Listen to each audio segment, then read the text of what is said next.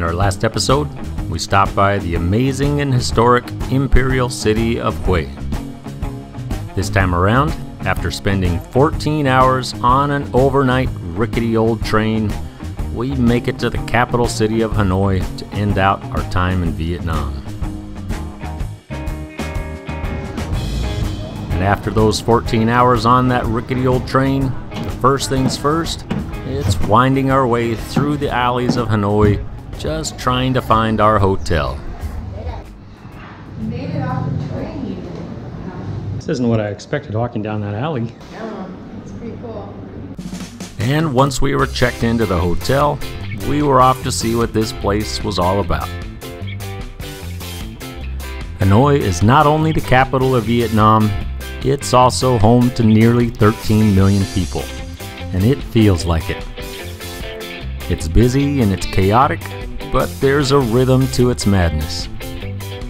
And in between all that chaos, there's centuries-old architecture with influences from the French and the Chinese. And in the middle of it all, there's the Old Quarter, which had a 24/7, never-ending hustle and bustle.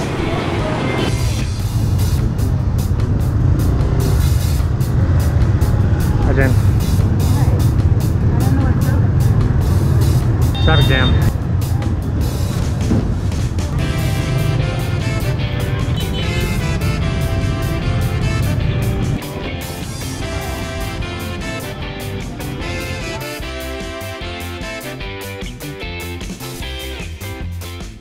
Well, we made it to Hanoi, and I will say getting here was not easy.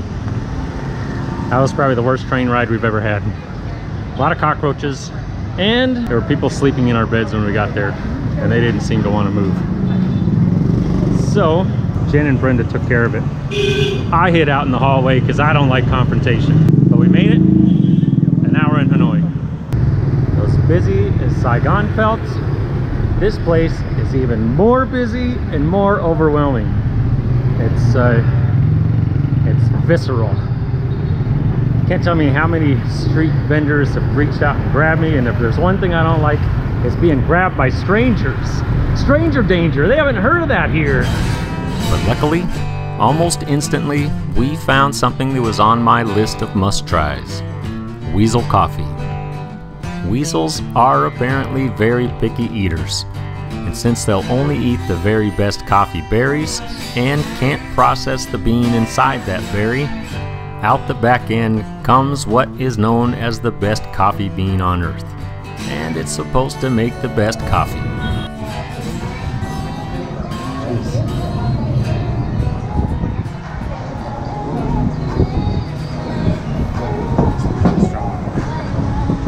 Taste anything like a weasel?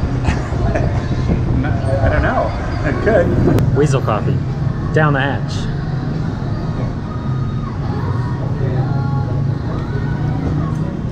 Pretty good.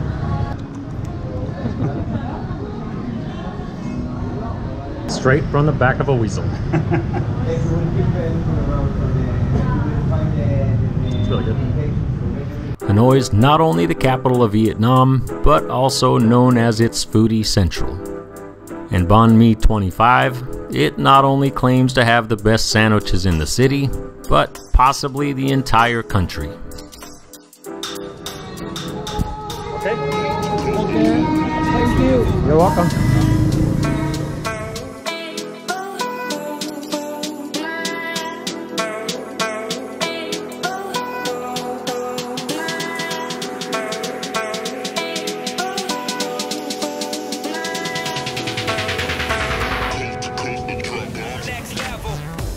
This is supposed to be the best sandwich in the city. Bread baked fresh 3 times a day, and a huge line.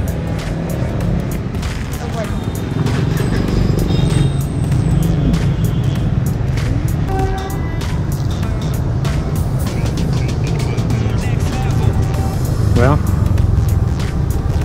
fair? Fair. Not the best sandwich we've had in Vietnam, but we did wait a whole long time and walked about a mile to get it. And because we waited a whole long time, this sandwich was not going to waste.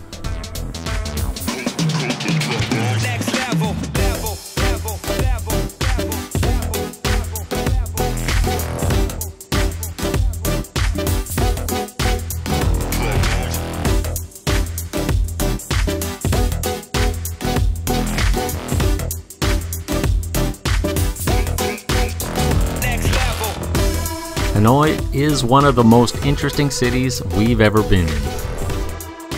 From the chaotic hustle and bustle to the architecture that sometimes seems to be hanging by a thread, there's a rhythm to this city that makes it feel like it's living and breathing.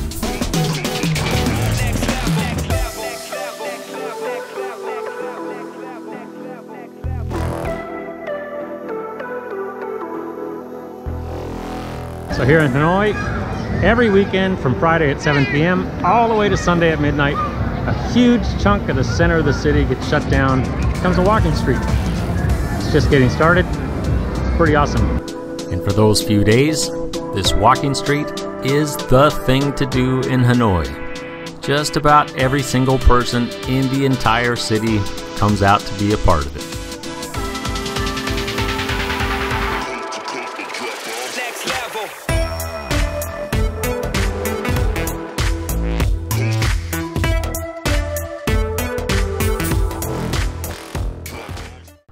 And once the sun goes down and Hanoi's blistering heat starts to fade just slightly, that's when things really get moving.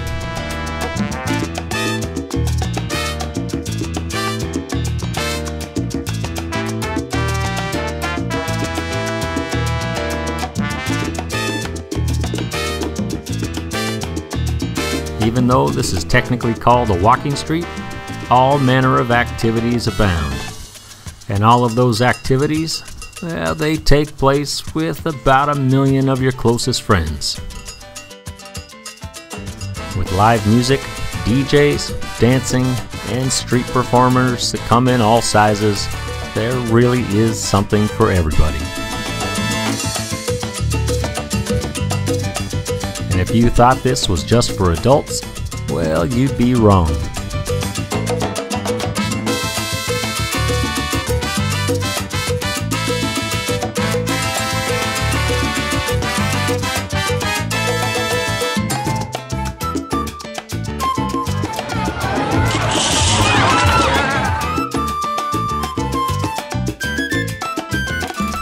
And of course, no big walking street would be complete without plenty of street food. But for a real meal, that takes a little plastic chair and a little plastic table.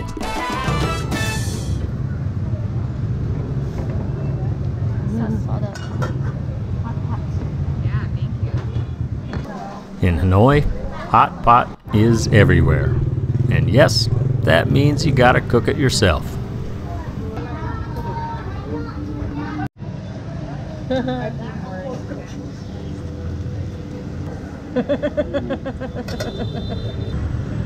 it good? Just in case.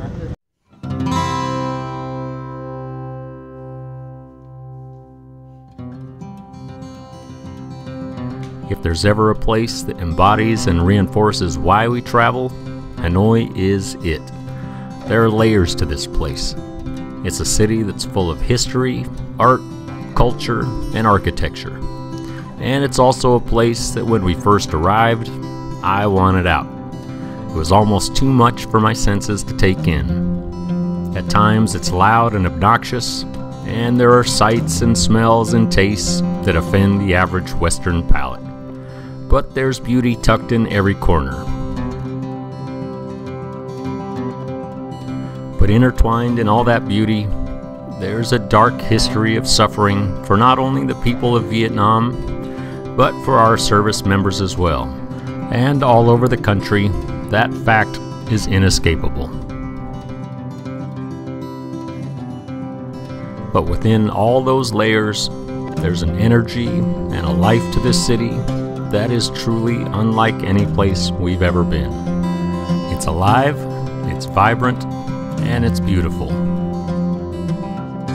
And because of all those layers, Vietnam as a whole is officially entered into my book as one of my favorite countries we've ever visited.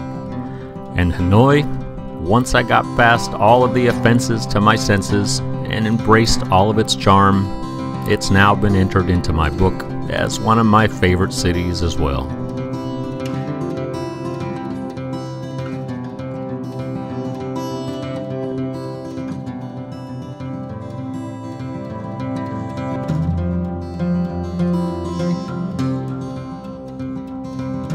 just like nearly everywhere, our time in Vietnam was not near enough.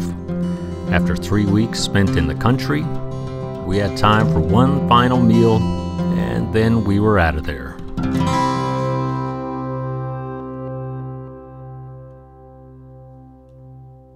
Actually, it's to redeem your... It's our last night in Hanoi. Jason and I went for the real deal. And for our last hurrah, a steaming bowl of pho, at least for Jason and I, is what's for dinner. And it's something I've been craving ever since we've left Vietnam. Guess you should have ordered a burger. It's sad, it's our last night. I know. Vietnam does delicious burgers. It's the weirdest thing. They're so What's delicious. in there? Burger? It's a vegan burger. And it's something I'll never be able to get over. The fact that a vegan burger was her last meal of choice in Vietnam. Right, Vietnam, we're out of here. I still think it's one of the most interesting countries we've ever been in. Pretty fun. But now we're going to Bangkok for just a quick stop. We're gonna pick up a couple more friends and we're out of there. Gonna see some more stuff. So we hopped on a plane, and then a quick couple of hours later, we were back in Bangkok to meet up with our old friends, Thad and Kristen.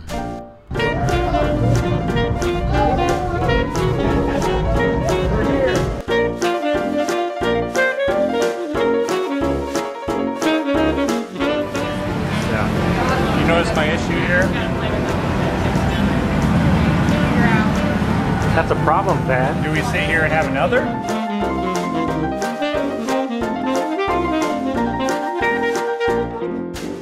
When it's in a wine glass, it's called legs. Did you go like a beer, like a school to learn that?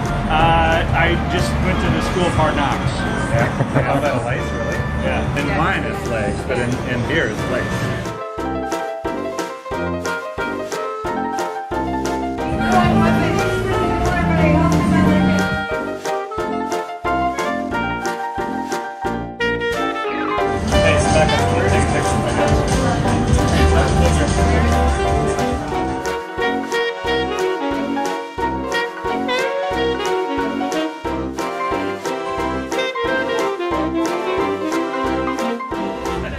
It's beer bag.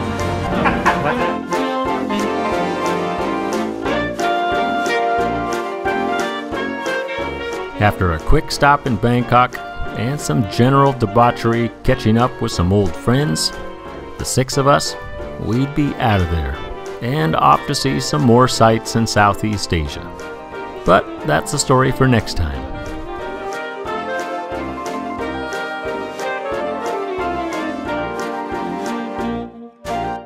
Before we finish this episode, I just want to say a quick couple of things about our time in Vietnam. The word that really gets stuck in my head is interesting. It's an interesting place to be. I don't want to get into the Vietnam War too much because everybody already knows about that, but the fact that something like that could take place here and the country and the people could bounce back from that and become this very vibrant, friendly, exciting place, I don't know, it gives you a little hope for humanity maybe. It's really an interesting place to be. As an American, I don't want to say I was nervous going to Vietnam before we came, but there was a thought or a concern that maybe we'd be not treated the best because of the whole war thing. But that wasn't the case at all. But here in Hanoi in particular, I think we probably had 20 different groups of kids that came up to us, but they just wanted to practice their English. Came up and said the words they knew. They asked us little questions and how we liked Vietnam, did we like the food. But that little encounter was genuine and kind, which kind of sums up the whole country to me. It's just an interesting place to be. If you get a chance, go see Vietnam. It's great. See ya. Thanks for watching.